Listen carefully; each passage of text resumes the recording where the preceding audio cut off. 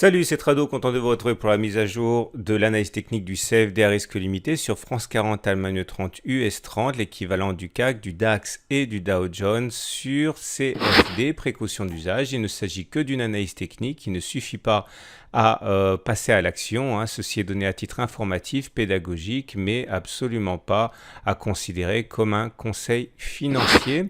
Cette analyse se fera sur des unités de moyen et de long terme pour ceux qui s'intéressent au potentiel de moyen long terme. On commence par le France 40, l'équivalent du CAC 40 en données hebdomadaires. Chaque bougie correspond à une semaine de cotation avec les plus bas et les plus hauts de la semaine. Comme vous pouvez le voir, on est venu se reposer sur la zone des 5110, 5110 qui est une zone de support importante. C'est une zone qui correspond à un niveau de prix sur lequel des investisseurs de moyen terme vont sans doute être intéressés pour un espoir de hausse sur quelques semaines. La moyenne mobile à 20 semaines a été cassée à la baisse. On est en tendance neutre, on n'est pas en tendance baissière puisqu'il faudrait que la moyenne mobile à 20 semaines soit descendante pour qu'il en soit ainsi. Ce n'est pas le cas. En tout cas, on retiendra qu'on a simplement consolidé pour l'instant la forte hausse à laquelle on a assisté pendant quelques mois. Jusqu'à présent, il n'y a rien d'anormal à cela. Et je répète, beaucoup d'investisseurs devraient être intéressés pour le moyen terme sur ces zones-là. Le consensus des clients est globalement acheteur à 55%.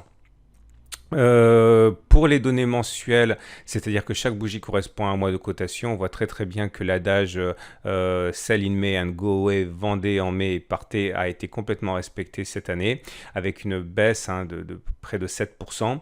On était au contact de résistances de long terme qui se sont avérées absolument infranchissables. Il faut savoir que sur cette unité de temps, la moyenne mobile à 20 mois est plate, on n'est pas en tendance.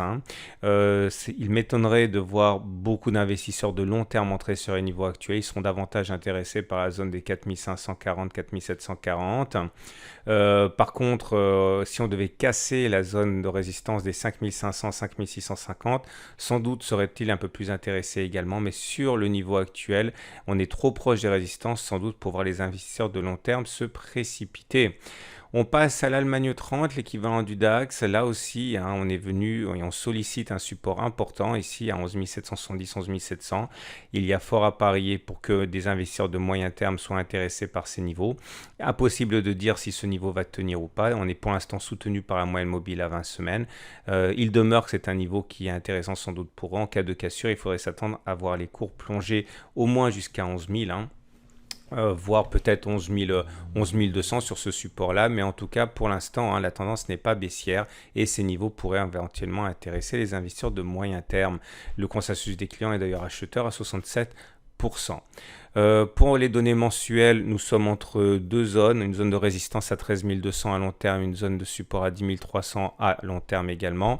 Les investisseurs de long terme attendent sans doute un retour sur 10 300, 10 600 pour entrer, ou alors une cassure de cet obstacle à 13 600. La tendance est plutôt baissière car on est en dessous d'une moyenne mobile à 20 mois qui descend. On termine avec l'US 30 qui est dans une situation un petit peu plus délicate en données hebdomadaires. Nous sommes en dessous de la moyenne mobile à 20 semaines d'une part, mais on vient de casser un support important à 25 200, 25 500. Une accélération de la baisse est tout à fait envisageable. On n'est pas sur des niveaux qui devraient intéresser les investisseurs de moyen terme. Les investisseurs de moyen terme attendant soit que l'on repasse au-dessus de l'obstacle des 25 500, soit que l'on revienne carrément sur les 22 500 pour voir ces investisseurs arriver. Consensus des clients d'ailleurs acheteurs à 55%. Et en données mensuelles, c'est la même chose. On voit bien les effets dévastateurs de la zone de résistance de long terme des 26 100, 26 900.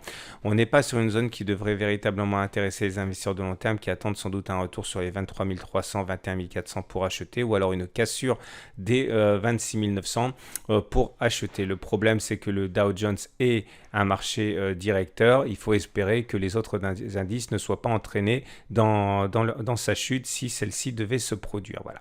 Je vous souhaite une excellente journée. Je vous dis à la semaine prochaine pour la mise à jour. Et bien sûr, si vous voulez tester le trading avec CMC Markets pour des CFD à risque limité et à condition que cela corresponde à votre profil d'investisseur, vous pouvez visiter le site. À la semaine prochaine pour la mise à jour.